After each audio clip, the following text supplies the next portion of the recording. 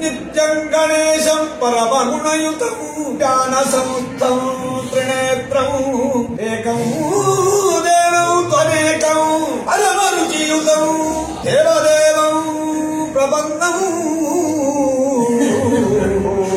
चुण्डादण्डाढ्य घण्टोत्कलित पदजलोल्लोलमत्तालिमानं चुण्डादण्डाढ्य घण्टोत्कलित पदजलोल्लोलमत्तालिमानं श्रीमन्तं विघ्नराजं